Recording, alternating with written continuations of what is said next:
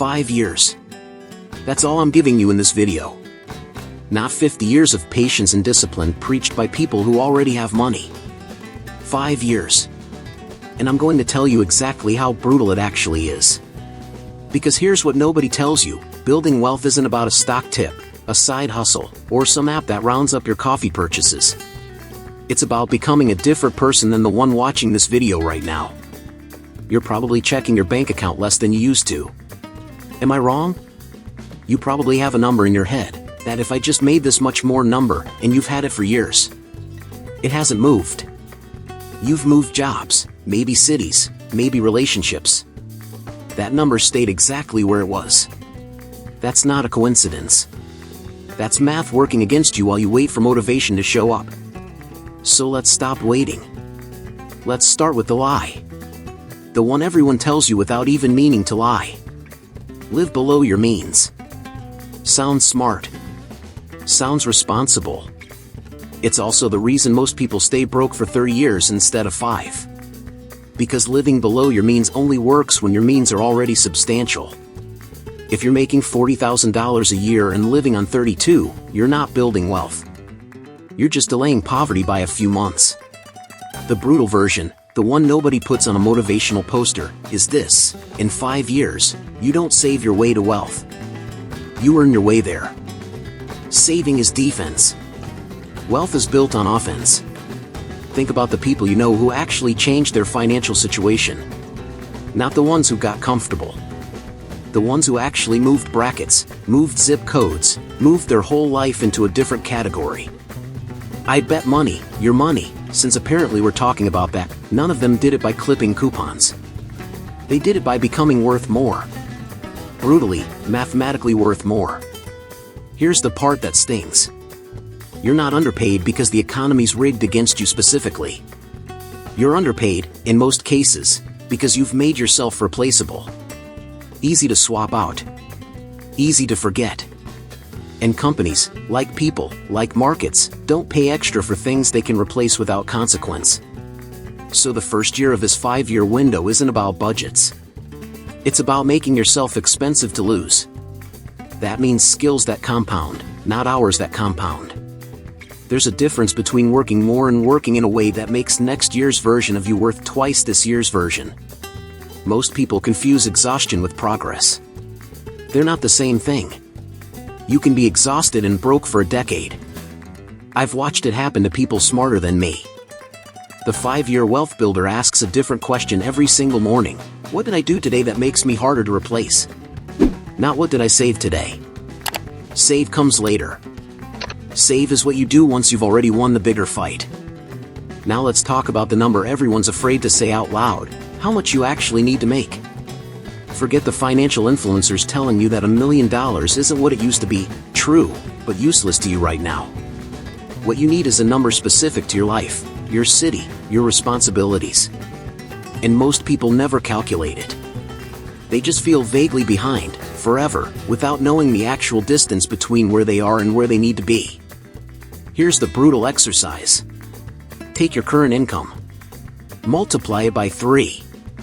That's roughly where you need to land in 5 years if you're serious about this. Not comfortable, not doing better, but actually changing categories.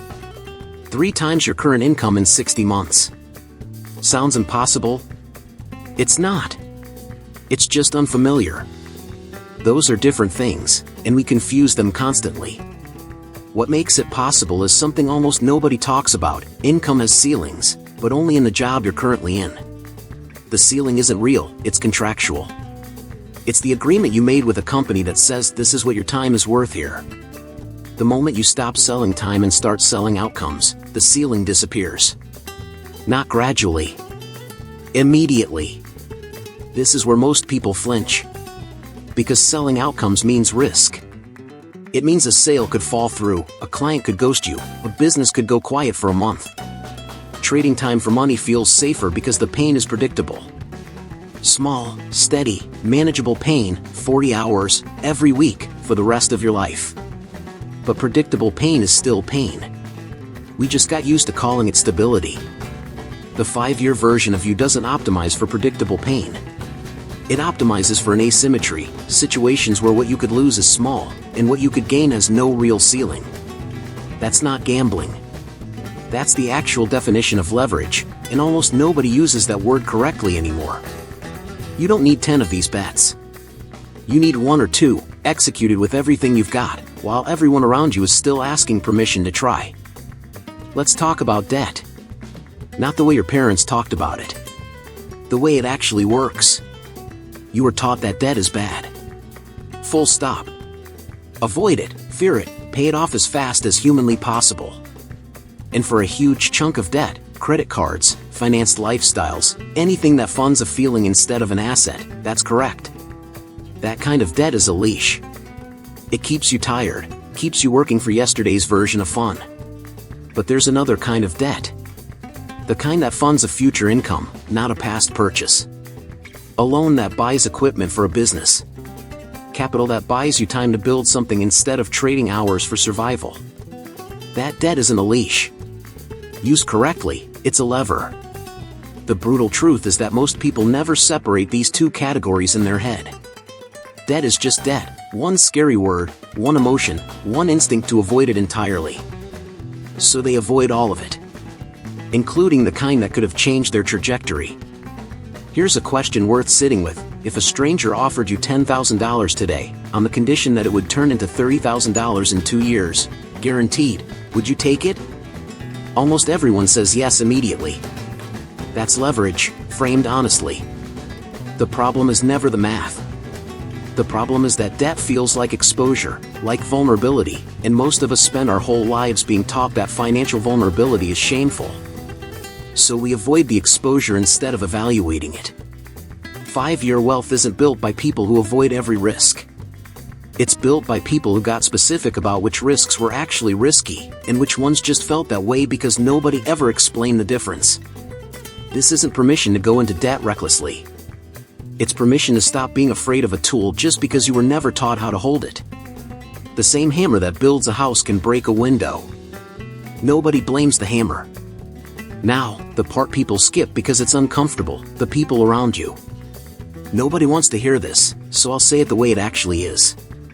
Your income, 5 years from now, will look a lot like the average income of the 5 people you talk to most. Not because of magic. Because of behavior.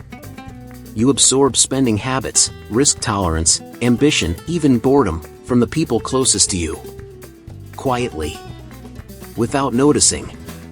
If everyone around you treats a stable paycheck as the finish line, you'll start treating it as the finish line too. Not because you're weak.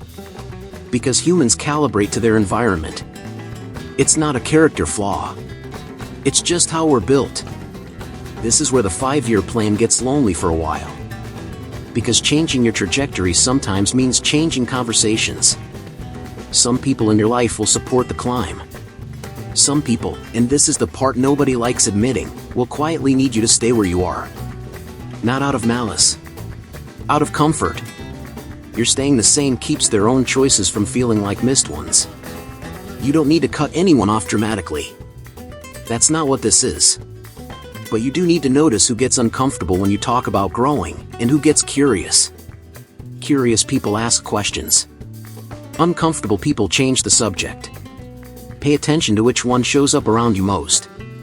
The brutal version of building wealth in 5 years requires you to spend deliberate time around people slightly ahead of where you want to be, not influencers, not screens, actual humans you can call.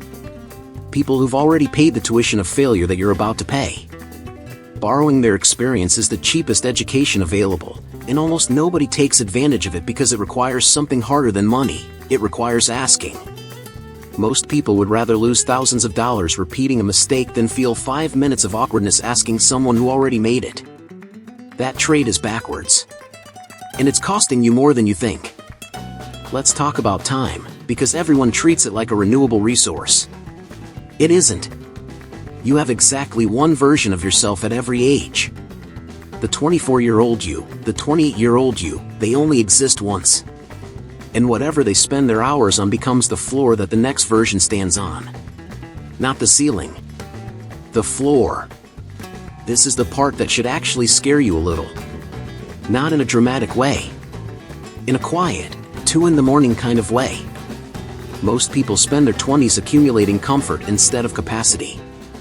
They get a slightly better apartment, a slightly nicer car, a slightly more convenient routine, and they call that progress.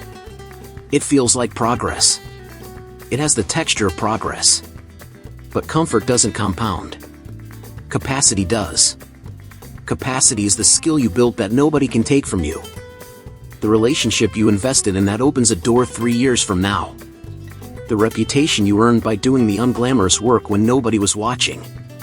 None of that shows up on a bank statement in year 1. That's exactly why most people abandon it in year 1.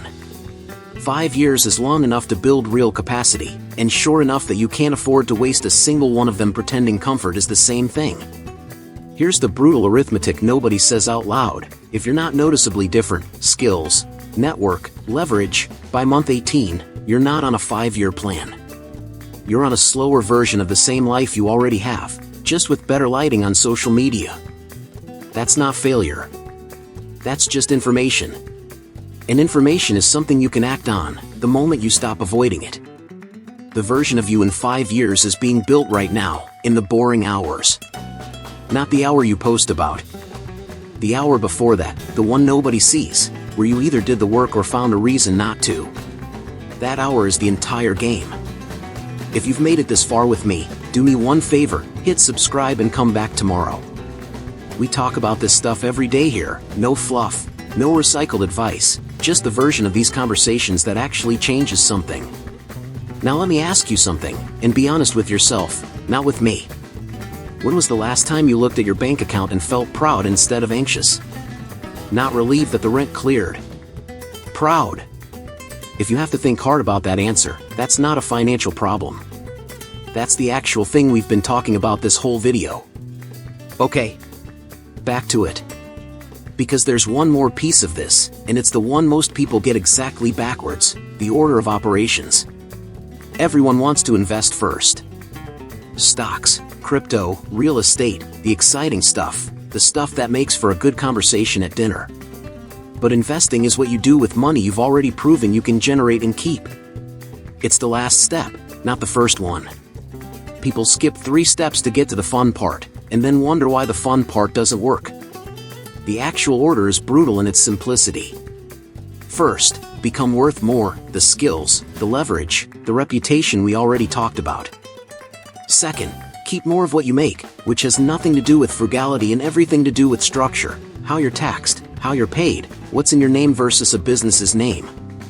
Third, and only third, multiply what's left through investing. Most people invert this completely. They obsess over investment returns on money they don't have yet, while ignoring the income and structure problems that would have generated 10 times more impact in the same 5 years. You don't get rich from the order you wish worked. You get rich from the order that actually does. And the order that actually works is rarely the one that feels exciting at 2 in the afternoon when you're scrolling for the next hot tip. So here's where we land. 5 years isn't a long time. It's also not a short one. It's exactly enough time for the person you are right now to become unrecognizable to the person you were, if you stopped waiting for the conditions to feel right. You don't need permission. You don't need the market to cooperate. You don't need your family to understand what you're doing before you're 3 years deep into it. You just need the next decision, made correctly, more often than not. Remember the number we talked about, 3 times your current income? Forget the number for a second. The number was never the point. The point was the version of you required to earn it. That version doesn't budget more carefully. He builds leverage. He doesn't avoid debt blindly. He learns to use it like a tool instead of fearing it like a trap. He doesn't wait for people to believe in him. He gets specific, gets uncomfortable, and gets moving, especially in the hour nobody's watching. You already know which hour that is for you. You knew before this video started. The 5 years are happening either way. That part was never optional. The only thing that was ever optional is who you become while they pass. If this hits something in you, hit that subscribe button, not for me, for the version of you that's going to need these conversations more than once. And if you know someone stuck in that same 2 in the morning feeling, send this to 5 people. Not as a favor to me. As a favor to them. Leave a comment, something true, not something polite. Tell me where you actually are right now. And tell me what you want me to dig into next, because the next video gets built from what you say here, not from what I assume you need. I'll see you in the next one.